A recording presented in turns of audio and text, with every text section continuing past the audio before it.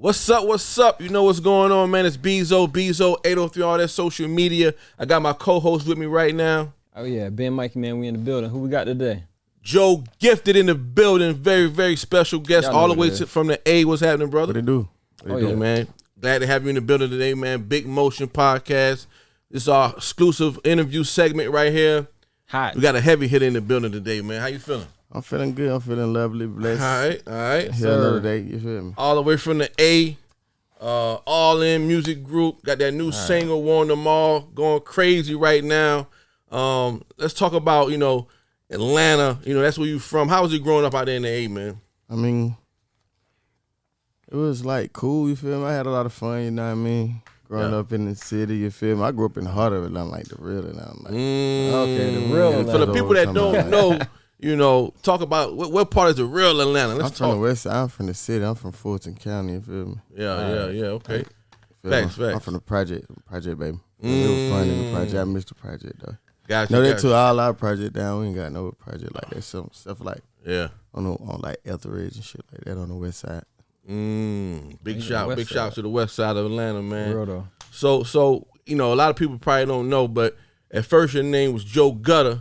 Facts. And then you changed it to Joe Gifted. Let's take it back to Joe Gutter. Who was Joe Gutter? Let's talk about that guy, man. That was the younger me who was still trying to find himself, you feel me? Yeah. Right. I mean, like the older I got, the more I just found myself and got comfortable with what I was doing. Yeah. And then I ended up, steering in my own little lane, you feel me? Gotcha. So what year you changed your name, Joe Gifted? Like 2014 or something like that, 14, 15. 15. Yeah, I kind of changed because of like legal situation though. Okay, I mean, okay. Then I felt like I was growing, like it was time for something else, like maybe something like fit me. Gotcha. Because I feel like I'm just bigger than the gutter, like. Yeah, feel me? yeah. I want to go outside the gutter. That's right. Hey, man, words got power. Yeah. You know what I mean? Exactly. So the breakout single, Water featuring Front Street, start going crazy. Let's talk about your journey leading up to that. Did you have any other records that was bubbling, before that one caught? I mean, I had a few records in the club. Yeah. That was before I got locked up. I had a few records in the club, probably like 4, 5 records in the club that I can actually go, like, I got the receipts on YouTube. They can go look it up. Yeah. Name a couple of them for people that may not know. I had a record called Turn Up. You know what I mean? I had on the They Don't Know. I mean, You Don't Know. Yeah. You Don't Know. It was a couple records I had. Like, I had a lot of records in the club though. Like, way before Water, it was like I had a buzz. You got a deep catalog, man. You feel me? In the city, I already had a buzz. Yeah. So how do you where did that come from for you to have so many songs, man? You got so many songs, and that's just what I see on the DSPs. I can imagine how many you really got. Man, I just try to stay consistent, bro. I just work. I work. I just feel like it ain't no such thing as too much work. Right. A lot of people like, you in the studio too much. No, the hell I'm not. I'm working on my craft, sharpening my craft. Nobody didn't tell my joint he was in the gym too much. You know what I mean? You couldn't tell Kobe he was in the gym too much. Yeah. Fuck, you gonna tell me I was in the studio? Facts. So you got to the breakout single, the Water record. What when you recorded that joint, you knew that was gonna be that one? Because you had a few that was bubbling before then.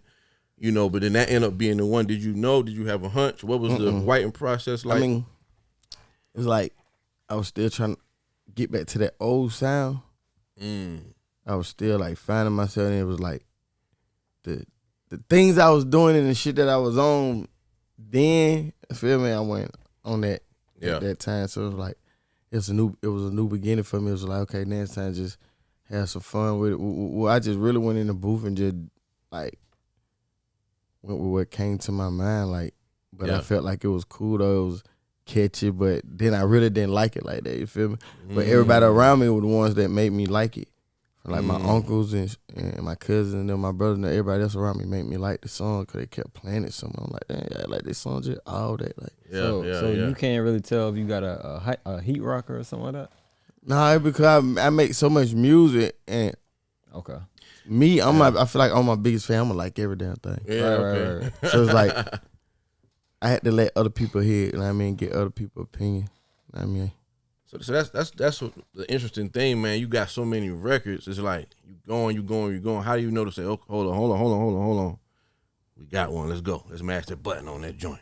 I mean, I know when I got a group of people telling me the same thing about the same record. Yeah. You know what I mean? If it's like one or two, like, oh, that hard, and they ain't pressing the issue about it. Yeah. It could be like the song hard, but they ain't pressing the issue about that motherfucker. Yeah, I feel like, nah, they ain't. Yeah. So you know, with the record being as big as it is, man, you know, that Water record, and you know, it's hard to get one of them ones, man. So how does it feel to get one of them ones? I mean, it put you in front of thousands of people. I saw when they interviewed you said, you know, you did Birthday Bash. How does that even feel? You know, you forever stamped in Atlanta and hip hop history with that record. That's not hard. That's a hard thing to do. I mean, yeah, it was something I always wanted to do. Mm-hmm. You know what I mean? I just felt like in order to do it, I had to come with a plan and then execute. So I came from jail. I already had my plan and my mind made up. I just executed and shit. Left everything in God's hands. You feel me? He took care of the rest. Boom. Everything planned it out the way I wanted it. Yeah. So you know, moving on. You know, the bidding war at that time. You know, in your career, the bidding war ensued. You know, let's give it people an exclusive. If you haven't said it before, I know you went with Warner Brothers at that time. Man, was there anybody else that you was like giving you, like, you know, Let's Warner Brothers a run? Let's talk. Was it another label out there that you was like? Man, I ain't gonna cap, bro. I met with every fucking label. Mm-hmm. And I took my brother with me everywhere I went. My little brother went with me. Everywhere, my real brother, same mama. I took Shot with me everywhere I went. Like, I let him experience it. Like, we in the office with these big folks, like the vice presidents and the presidents of the label and the head A&Rs. And you feel me? We in here with everybody, like, in here. You know what I mean? Listen to nigga music. I met with everybody, though, like, to my every label you can name. I'm talking about Interscope, Universal, Atlantic, 300. All the big dogs. Even QC got at me, you feel me? Like, a lot of people got at me for sure. Dang. So what's that energy like? You know, you got the streets going crazy, the labels pulling at you. You in there. You know, what's that energy like, and what made you like sway to Warner Brothers? I mean, I kind of felt like it was. Let me just like keep it like this. It was real shit. Me coming home, goddamn, my baby mama being locked up. I got the kids. It was on some shit like, I gotta go with who gonna give me a big enough check to feed my family. Yeah, it wasn't even about me at the time or what I had going on. It was about getting this money and getting them situated. You feel me? Yeah, I'm gonna make more money. You feel me? That's a fact. So I basically went with Warner because Warner was talking more money than everybody else. Gotcha. And then it's like my lawyer ended up talking them down on a lot of percentages and shit, and then I ended up getting 100% of my publishing and shit like that. So that's a blessing. It was like, why not do it? Because like it's hard to do that. You feel me? Yeah. Too many folks doing that. Yeah. That's very important, man. Yeah, so any artist that's watching, man, this is a man himself. You know, in the game, still one of the hottest guys, man. You know, you be flipping them bars around, man. Like, where you get that from? You know, because everybody got good music and stuff like that, but not too many people putting the emphasis on flipping them bars, the metaphors. Like, I'm just trying to catch one, then you hit me with another one and another one, another one, back to back. I get that, bro. I get that from like growing up. I used to listen to a lot of Wayne. So like me listening to him and like Fabulous and stuff like that. Like, people with bars with substance like that. It just made me want to rap like that. Yeah. So that was my next question. Also, like, you know, who you grew up listening to, being that you in the A. You know, that's the heart of the music right now. Thanks. What you was growing up listening to? I know you said, you know, Wayne, Fabulous. Who else? Tip, you know what I mean? Jeezy.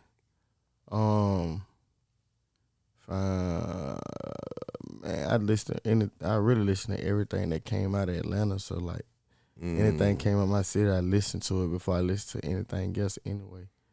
Gotcha. Right. So far as Atlanta, since we talking Atlanta, you know, who was like, when you first, before you even started doing music, who was like the artist that you was like got on repeat, or you went and got their ringtone or CD? I don't know. You know, we went and got whatever they had going on, and that was your favorite joint. Like Wayne. me, Okay, so Wayne was just always my favorite. I so used to all the way from the beginning, or after 500 from, Degrees. From the beginning, like I just always tried to rap like this, man. Like just cause I felt like this nigga short like me. Yeah. I just tried to. Cause I really got on Wayne Carter 1. I've been on him because 500 Degrees is my favorite album, but I ain't got on him. Yeah, I told you that before. Young and Blues, all that. Come on, man. But Carter 1 is when the flow kind of switched up and he started just barring us to death, like killing the game. So it's crazy you say that, man. Also, so let's go back to growing up. You know, I know you was into sports. What sports was you into? Football. I mean, I played a lot of shit. I played football, I played baseball, and I played a little basketball. You feel me? Okay. So, but I was really like starting football though. They call me Speedy. Yeah, Speedy. Yeah, we got an exclusive today, man. Speedy. Right. So, what position you played? I played cornerback and I played running back. So, how far did you take that before you? Man, I got in high school about 10th grade. I ain't played 9th grade, but 10th grade I went out and played, made the team, started. I just wasn't feeling it. Like yeah. So what made you get into the music? Rapping in middle school, just fucking around joning folks and shit in the cafeteria. I started going home and writing and shit, but I ain't really take it serious. I used to record on a little tape recorder and whatever. High school, I was doing a little jacket for beat shit till I started getting serious with it. Yeah. And I just got me and my bros done formed the group in about 10th grade. And then shit, from there it was up. Like we ended up doing the talent show, and I was like, man, this what a nigga made it do like that. But what really taught, my mama moved across the street from the studio right across the street from the house. So like, and it meant for me to rap. I used to walk across the street to the studio. What's the name of that joint? Let's shout it out. Self-made, man. Shout out to J. Cole Wynn, you know what I mean? Shout out to the whole team, Jermaine. Shout out all that. That's crazy. Right across the street from the studio.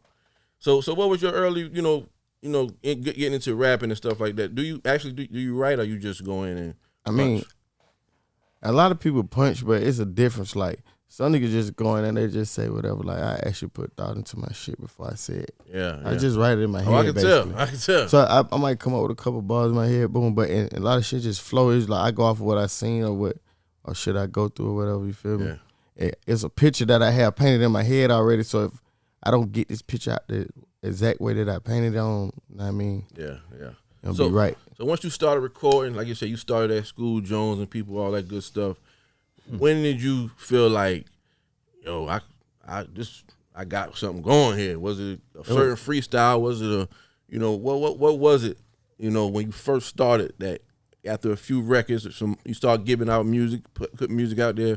It was the talent show, like I said, the talent show. When we did the talent show, we rocked the talent show. We had a song called "Mama in the Kitchen," and the whole school was on. Then we used to press CDs up. Yeah, like nigga would stay up, man. We gotta go to school early morning. We got 12, 1, 2 in the morning, pressing up CDs just to go to school and pass them out ourselves. Like we're gonna buy our own CDs, press them up, and sell them ourselves at school.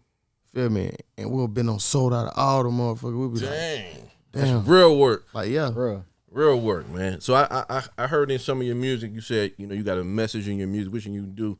So what's the message you want the people, when they listen to your music, what you want the people to, feel and take in? What message you trying to convey to the people? I want people to feel like, shit, they ain't the only one going through what they going through. I want people to feel like, damn, this nigga speaking to me. He talking to me. Yeah. Feel me? I don't want to only catch your ears. I want to capture your soul. You feel me? I want you to get chills when you listen to that shit. You feel me? Like that. I feel like this me, because I'm a fan of the music, man. I listen to the music. I feel like your flow really correct me if I'm wrong, if you feel different. Your flow really matured when you got to gift wrap. For me, because it seemed like you just was coming stupid hard, like totally different. Thanks. Yeah, it's totally different. It'd be like I have moments, you have moments in your life, like, and it was like right at times like a lot of shit going on, devil working, you know what I mean? And I'm still trying to do what I do at the same time, but yeah, it was like I instead of me going out and do some negative bullshit that's gonna cost me my freedom of my life, I go put that shit into my music, you feel me? Gotcha. I want to ask you about a couple of lines you got, and I kind of wrote it down a little bit, where you were saying, had to think straight, your freedom was on the line, and you said something about not being able to travel, got bad news from the lawyer, your life flashed before your eyes. You know, you got to be here for your kids. What was that? What was that about? What was that time about? What was them bars about? And you know, I mean, I had got in a little situation out of town.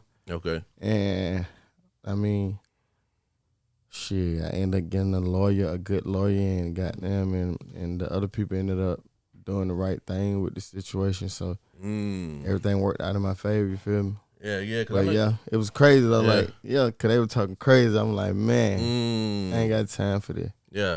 So you know, cause I know I hear in your music where you know you got a lot of people that's looking to you as, you know, you the big dog. You Exactly. you got the team on their back. So I can imagine being in a situation like that was kind of, you know, a very crazy time of life. And you're a father, man. So let's talk about fatherhood and, you know, how was that like for you? I mean, it's fun. I love it, bro. I mean, I love doing that shit. I love my children. Like, but sometimes, you know, you end up with the crazy baby mamas. You know what I mean? And you had to deal with situations that be out of your hand. I mean, out of your control. But I mean, you just gotta roll with the punches. Yeah, you put all that in your music too, man. Oh, God. I hit them bars. So I don't want to get too messy, nothing like. But how they be feeling when they hit those certain bars? Because you put everything in your music. It be too. I'm like at the point of my life, like, shit, motherfucker didn't care how I feel. I care about how they feel. So I like that. So it's like, hey, yeah. I hit dog and holler. Know what I mean, I ain't say no names. I just said what I said. So you know, we'll take it out. You know, take it back a little bit. I know your pops passed away. You know, how did that affect you growing up? You know, and how you create your art now? I mean, it affected me a lot, but it was like growing up. My dad stayed out of town, so. It's like my brother and dad was there with me more than my dad was. Okay. But me and my dad had a relationship though. It was like, I used to get excited when he called. Get excited to see him. You couldn't tell me shit about my dad because it's my dad. You feel me? But he always did shit for me though. Like, he used to send me shit when, you feel me, I go up and see him or whatever. But he wasn't there physically with me like my brother and dad was. But okay. I mean, me and Pops was super tight though. For sure, man. Rest in power. Bruh. You know, moving on, you got the big single going on right now, Warren the Mall. Who produced that joint? My little bro, Big C done produced it for me. Okay. So straight out of Atlanta. What was the recording process on that one? You know, set the vibe for the energy on that one. I mean, the studio was packed. It was packed, right? So I'm almost shit like, damn, man, I can't even rock out how I want to. I just waited till everybody left. Me and little brother supposed to been working. He fucked around and go in the other room. He on the sofa sleep here and there snoring and shit with his shoes out. Yeah. I'm like, fuck it, I'm gonna go ahead and record myself. I just started going through beats on his computer. I was trying some shit. Then I did a song and I'm like, it's cool. I don't really fuck with that. It's all right, come back and finish it. Put that beat up, did the song, boom. I ain't really like sent it out to my people like that until like probably like a couple weeks later. And everybody started giving me a good response from me. Like, they was like, man, we fucking with this. I was like, damn, I had it in the tuck. I wasn't even gonna send it to nobody, you feel me? Yeah. So once I sent it, folks started fucking with it though. And man, showing the video to that bit. I see a lot of movement, a lot of motion going on behind that record, man. You out here rocking with you know, the whole team, Music Trafficking DJs right here in South Carolina right now. Let's talk about, you know, how important it is to have a relationship with the DJs and even come into markets. So you in the A, but you still coming into other markets, smaller markets. How important that is as an artist, man. It's important because, man, me and my cousin just talking about this shit because it's like, we got the internet now, so it be like people forget, like, nigga, you do got DJs that's in the club actually playing this shit. You do got little country towns that's probably not tapped into what's going on everywhere else, but you feel me? But where they at, you feel me? Yeah. And I feel like you can't forget about the DJs, you feel me? Man. They the ones keeping this shit in your ear. Yeah. Every club you go to, all these records, they keeping that shit in your ear. Yeah. I don't listen to the radio. I go off of shit if I hear it in the club or something the kids play, you feel me? Like, I got a feeling a lot of consumers is like that too, though. Yeah, so if you hear that joint in the club, and, because you got a lot of, I know you probably don't listen to it for an artistic point of view, but I feel like you got a lot of people that's like, you know, whatever that's what's hot, I'm gonna listen to that. Facts. You know, if everybody smoking hookahs and vibing and that's why everybody doing a TikTok to that, I'm gonna do it to that. So how crucial it is for, I know you said the internet. You beating the streets down right now. So, how crucial it is to also have the internet, because, social media is like that monster right now.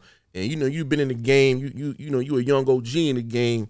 How, from where you came from now, how was it then to now? And, how do you feel about the internet, social media? It's different. I mean, we had, when I first came up in this shit, I had to get out there, do all the groundwork, with the shirt, with the T-shirt on, team. Everybody got the same shirts, CDs, poster flyers, goddamn banners, all type of shit. Like, you feel me? Oh yeah, all that. But now it's more easier now since you got the internet. But I still feel like I was always told. They told me you should be like 50-50, but I feel like you should have 75 of the street. Cause if you ain't got the streets and you ain't got people that ain't, how you feel me? How glad you said that. How the hell you gonna got the streets? You gotta have. You gotta think about it. The people that's on the internet, those the ones just streaming. The people in the streets, they really supporting like most of the people in the streets. Like, I mean, they buying your shit, right? Physical copies and shit. Buying your what you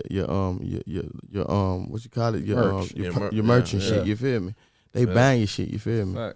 And man, one thing I see about you, man, you put out a lot of social media content. Like, I seen one, you had two drills doing the joint. You know what I mean? Like, a lot of artists that they don't do that, and you established artists. So what give you that? What gives you that? I got sense of humor, bro, and I feel like I had to show it. Because a lot of people don't see that side of me, and then it's like.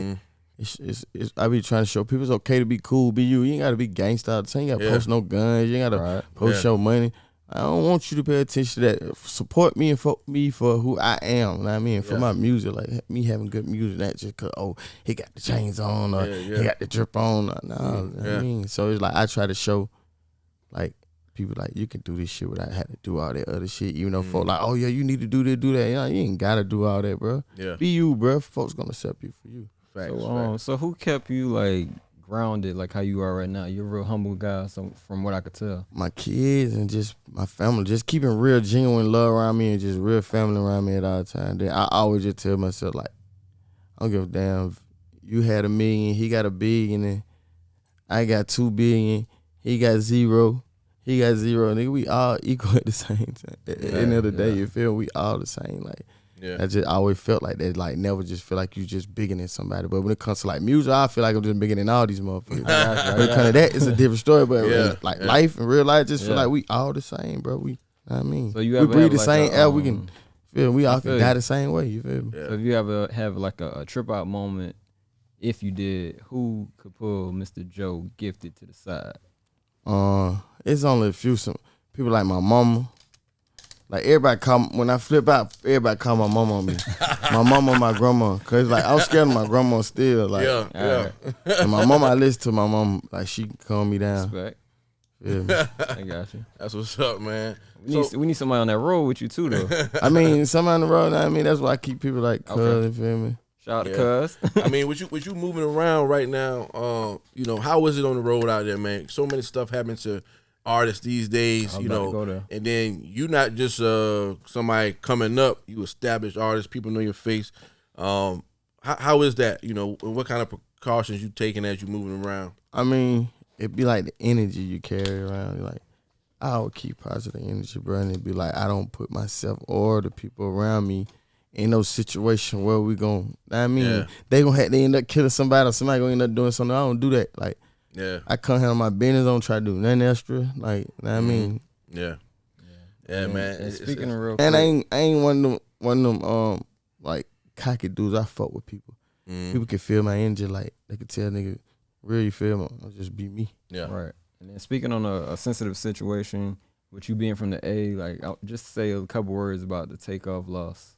I mean, it's like. I look at shit like this, like when you got people that's out there doing crazy shit, and then they die, you be like, damn, shit, it was bound to happen because that's the lifestyle you living. But when it happened to Takeoff, it felt like, damn, why brother? Like out of everybody, why him? Like, shout out cool as hell, like real. I don't know. Sometimes I just don't be understanding shit. I guess it's not for me to understand, but I hate that happened though. You feel me? Yeah. with you, painting so many pictures in your music, with the bars and going crazy, and I will big you up for you got the metaphors flipping and all that. But how do you feel about, people, prosecutors taking lyrics and using them against artists? I mean, you just gotta be careful what you say, bro. Like nowadays you gotta be careful because like if you actually really doing the type shit, that I mean, and it's evidence out there, and especially how Atlanta is anyway. In Atlanta, niggas talk, people talk. If you can't go do no drill on a nigga block and then go rap about it. They gonna know you did it. You did it. Yeah. Right. Cause they talk too much. Cause they gonna go tell everybody. They want you to know they did it. Everybody know who beefing with who in Atlanta. That's how it work. Yeah. So it's like if you actually out here doing this shit, don't.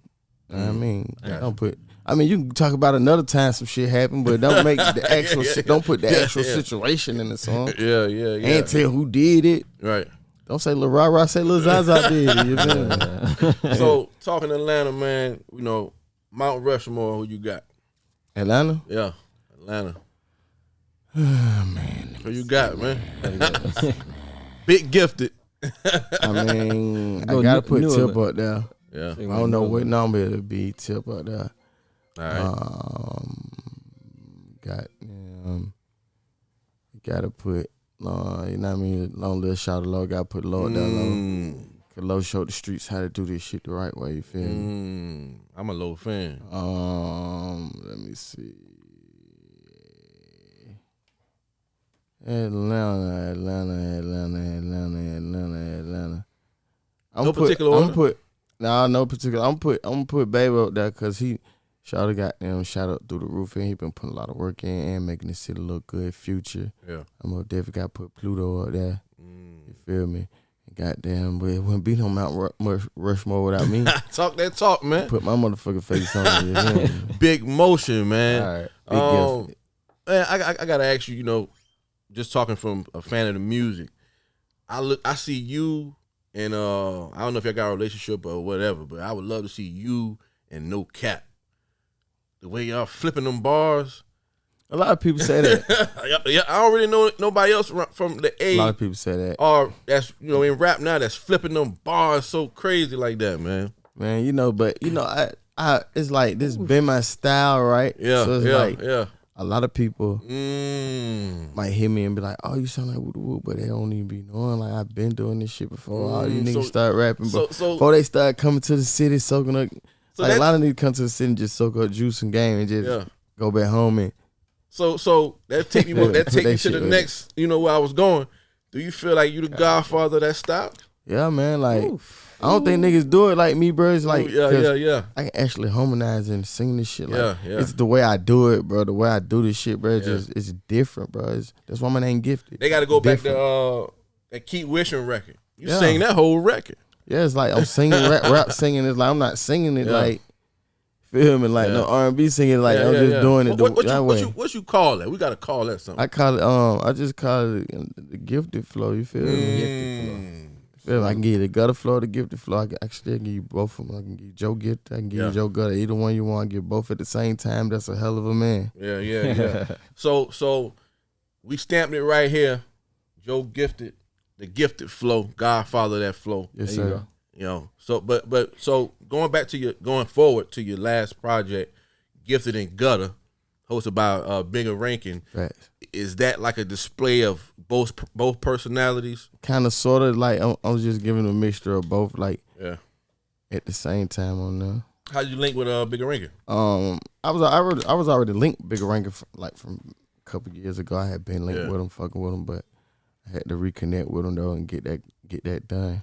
Okay. Because a lot of people suggested me doing it with him. Okay. So that mixtape was going crazy. A lot of records moving around.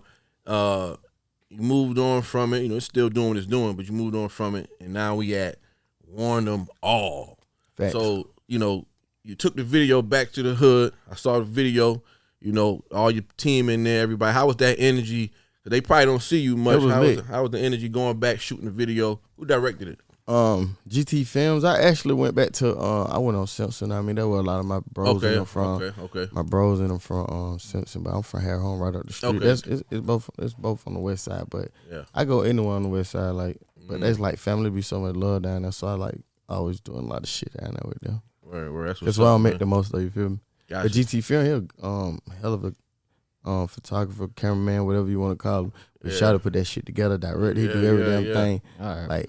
Like he do a lot of Black Youngster shit too, though. Yeah. Yeah, Black Youngster, Migo, all them. He do a lot of their shit. All their videos come out. GT been on did that shit. And I seen you put out the in studio version. Yeah. So like it seemed like you kind of plan your rollouts. Is that like strategic or you know? I I planned it out. Basically, my brother Bloody E, he been on my ass, and he was like, man, we finna do the in studio video. Boom. I said, okay, cool. We shot it. Boom. Then he like, man, now we need to do the real video. I'm gonna pay for the video. I'm like, nah, look, we can do half and half, bro. You ain't gotta pay the whole thing. So we just like this my man. This ain't my blood brother, but it's like my mama had it too. Cause he treat me like a real brother. You know how you had niggas call you your brother? Yeah. But someone that actually treat you like a brother, he treat me like a brother. He one of them. Gotcha, man. I love the record. It's definitely going crazy, man. So what's the next plans? You got the video out right now. You're moving around South Carolina. Music Trafficking DJs taking you all through all the clubs, all the spots. You got the podcast right now. You know, what you doing out here? What's your plans for the future, man? I know the records, you know. I mean, I got a project I'm working on right now. I'm waiting for Candy Bandon to finish the artwork for me, but it's going to be called A Priceless Gift. It's just strictly for the females. It's just all R&B, you feel me? Is that going to be fourth quarter or? It's gonna be right before I'm trying to drop it before January. Okay. So I'm trying to have it ready before January. It's ready, but I'm just waiting for the artwork and shit. But yeah I want to do something for the female because like that lane wide open. Everybody talk about they smoking their op hats, spinning blocks and everything. And it's like the ladies like we want some music too, we want some attention too. Like, hey, man. Right. So I'm gonna get to them. I'm big on marketing and promotion, and I feel like if you get the ladies, the rest follow. Exactly. You know what I'm saying? Thanks. So, man, you got to come back and tell us about that joint, or we might come out there and check you out as well. You got any shows, anything coming up? I mean, right now it's just like I'm basically just grinding, bro. Starting from scratch, just hitting the reset button, just like feel me. So how does it feel? Major Warner Brothers. Now you doing indie. Which one is better? You think for you? I mean, indie was a lot easier. It took a lot of pressure off your back. I mean, Major took a lot of pressure off your back because like they got access to a lot of people that I don't have access to. They can get me indoors that I can't get myself into. And then indie, I mean, it's like it's a lot of pressure on you, but at the same time, at the end of the day, the reward is much greater. You feel me? Know what I mean? Because everything coming back to you. Not you the one putting all this work in, so why put all this work in and let somebody else reap the benefits? Like that's crazy. It's a lot of people yelling indie. A lot of artists staying indie. They even having their own websites now. You only can listen to music there. Yeah, you can do that. Like so you won't have to even go through that. It just comes directly to you. So is that the direction you headed in, or that's what if a label call you with that bag, what you gonna do? I mean, it gotta make sense, bro. It gotta make sense. If it don't make sense, I'm not doing it. Yeah, I'm not tying myself down in no situation where I can't get out of, or a situation where okay, y'all winning more than me. You feel me? Like no, I'm not doing that. You're not gonna little boy me. I'm a grown ass man. Gotcha, man. Well, whatever route you take, I know it's gonna be the best route for you, man. We definitely support you down here. Big Motion Podcast, Music Trafficking DJs. Thanks. And like I said, the singles out right now, warn them all. What's that new project called that's coming out for the ladies? It's called A Priceless Gift. You feel Priceless Gift. So y'all ladies look out for that. Big Motion Podcast. Any shout outs, social media, all that good stuff too? Yeah, follow me on Instagram at Joe_Gifted. You really can just Google me, Joe Gifted. Yeah. Everything about me gonna pop up, you feel me? Right there in your face. Yeah. Shouts out to the city, you feel me? Shouts out to my real ones, know what I mean? And shouts out to all the solid individuals out there doing their thing, keep doing you. Yeah, and stop stealing that gifted flow, man. Oh yeah, stop doing that too. Stop running off my shit. Bring my shit back, man. Bring that shit back. You feel me? Facts, man. We appreciate you coming through, man. Definitely. Good energy, all that good stuff. Big shout out to your whole team. Thanks. All In Music Group. Big shout out to Music Trafficking DJs. You're moving around right now. DJ Cannon Bang, DJ Effect, DJ Money Mook, DJ Solo Star. Everybody, man, the whole team. DJ Dice, everybody, man. We moving around right now. Big Motion Podcast. I'm Bezo803, all that social media. Big Gifted in the building. We got my co-host with me right now. Ben Mikey, man. Hey, yo, you stay safe. Stay doing what the hell you do. Yeah, definitely, bro. Appreciate you, bro. Word. Yeah. Big shout, man. Appreciate you coming out. We out, y'all. One. Effect, what's up?